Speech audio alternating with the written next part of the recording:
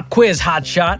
Are you more financially savvy than the average American? Well, today, I'll be the George of that. According to a national survey, 23% of American adults missed 75% or more of these questions on a basic personal finance quiz. Confusing way to say it, survey people, I think you can do better. It's just like, your opinion, man.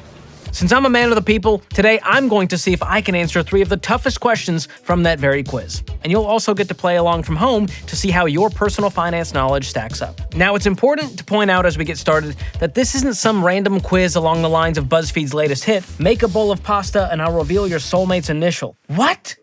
What does that mean? Am I a fusilli? Am I a carbonara? Oh, it gets good. They even pair it with a drink. Am I a mineral water? I think I'm a fusilli mineral water. I think we can all guess that. Soy boy beta. No, these personal finance questions come from the Personal Finance Index, which is an annual financial literacy survey produced by George Washington University in partnership with TIAA.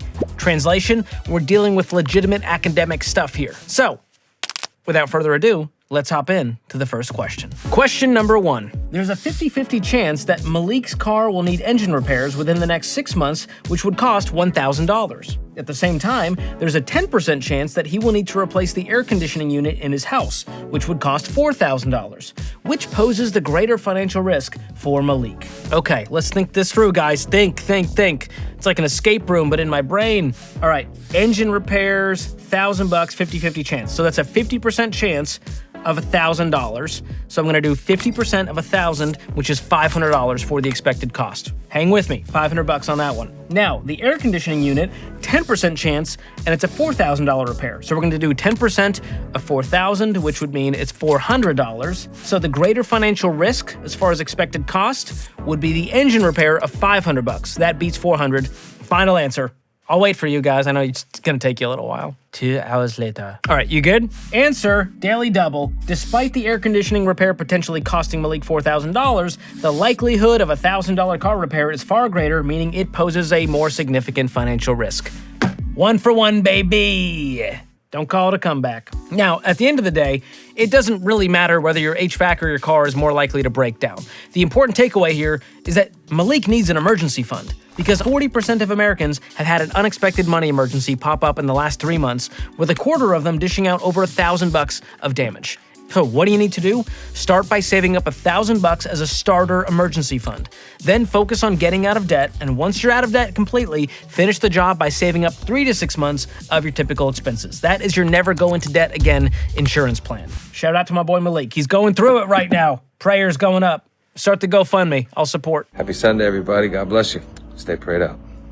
All right, question number 2. I'm feeling pretty good so far, I'm not gonna lie. Confidence sky high. Question number 2. Anna saves $500 each year for 10 years and then stops saving additional money. At the same time, Charlie saves nothing for 10 years, but then receives a $5,000 gift, which he decides to save. If both Anna and Charlie earn a 5% return each year, who will have more money in savings after 20 years? A lot of context needed here. What is the relationship between Anna and Charlie? Where did Charlie get this money, and why did he save nothing for 10 years, but then all of a sudden get rewarded with this $5,000 gift and decide, you know what, now's the time to save? Not the question, but I do have more questions. So, Anna saves $500 for 10 years. I already know the answer because Anna has a 10-year head start and has $5,000 saved at that time. So compound growth with that 5% is already gonna give her more money. So final answer, Anna. Now, let's get to some math. I'm gonna use my handy dandy investment calculator and let's do the numbers here. Let's say 20 years, right? Is it 20 years? Yeah. Good for them. So let's say they're 30 years old today. Anna invests for 10 years, $500. She has 0 to start, 500 by 12. Okay, that's $41.60 per month. Annual return of 5%. After 10 years, she would have $6,459 thanks to that 5% growth. Now, she lets that grow for another 10 years. So now we're gonna do starting balance of 6,459 from 40 to 50. and see what she ends up with, investing $0 after that. She'll end up with $10,638 at the end of that 20 years. Now, her counterpart, Charlie, waits and starts investing at 40, right? She got a 10-year head start, he starts at 40, and he just plops $5,000 in there, doesn't add anything to it, 5% rate of return. He would have $8,235, so about $2,000 less than Anna. Bada bing, bada boom, I was right. Now, first of all, getting a 5% return on your investments is kind of terrible. With that low of a number, my guess is that Anna and Charlie are keeping their money in something like a CD or bonds, which is a bad option for long-term investing. Not the moral of the story, but I needed to make it clear. The real takeaway here, though, starting early makes a major difference in how much your investments grow over time. Because even though Charlie put in the same amount of money as Anna, $5,000, her 10-year head start gives her a big upper hand. And that's why you need to get out of debt and build that emergency fund ASAP so that you can start investing and give compound growth plenty of time to do its thing. So there's the investment calculator numbers for proof. And the answer, Anna would have more money after 20 years than Charlie, considering her savings would have a 10-year head start to accumulate interest. Pencils down, your boy is 2 for 2, crushing it. Did you get it right? I hope so. Now, we'll get to our third and final question in just a second. And I'm already starting to sweat because I think this one is a doozy.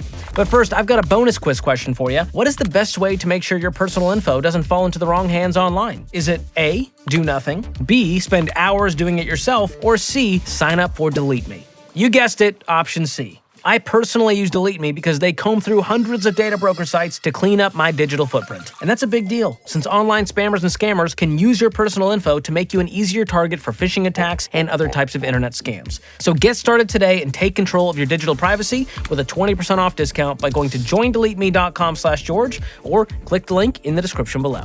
Okay, back to the quiz. Time for our final question.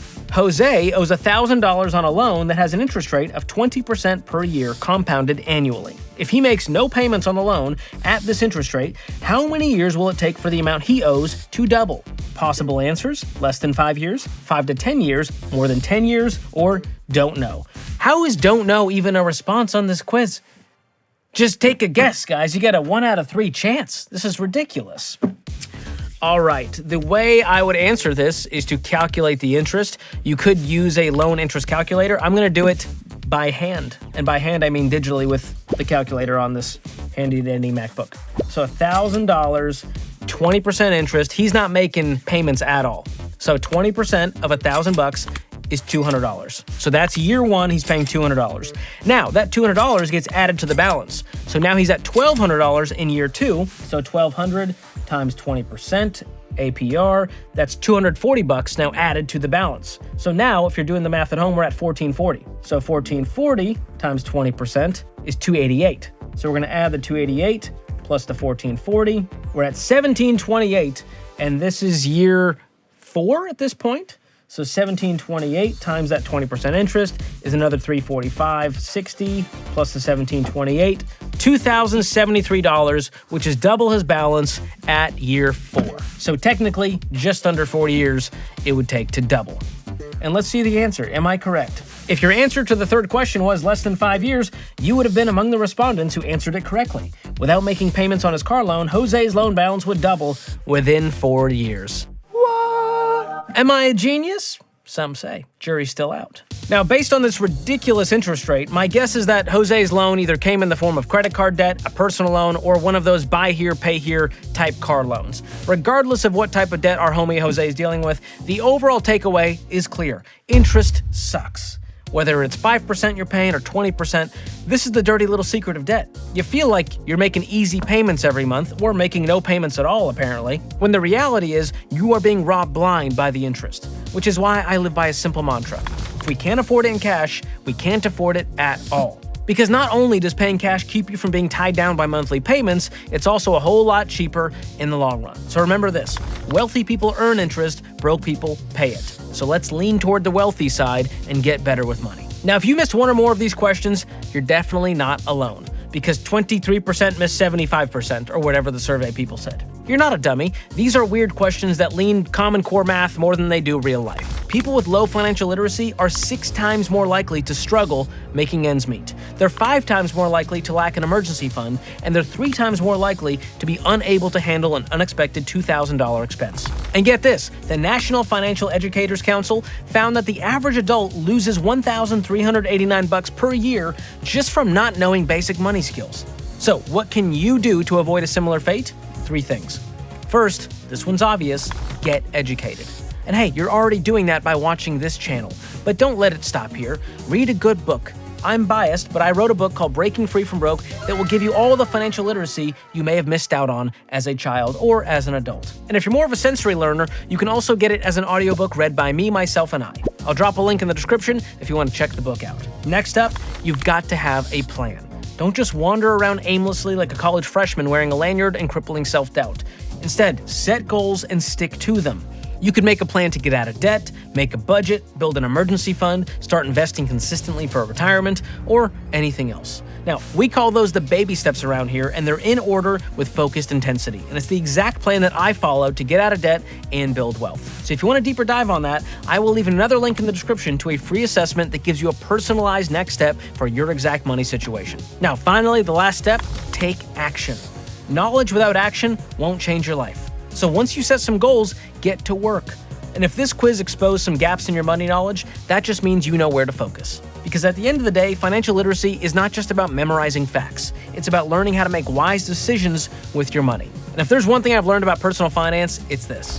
Personal finance is 80% behavior and only 20% head knowledge. Your actions and habits are way more important than nerding out on some math problems. And the sooner you get these healthy habits in place, the sooner you'll be earning interest instead of paying it. And if you want a good place to start sharpening your skills, keep watching this next video where I break down 9 ways you may be losing money without even realizing it. I'll also leave a link in the description below. Thanks for playing along today. Let me know in the comments how many questions you got right, and I'll see you real soon. Love you. Bye-bye.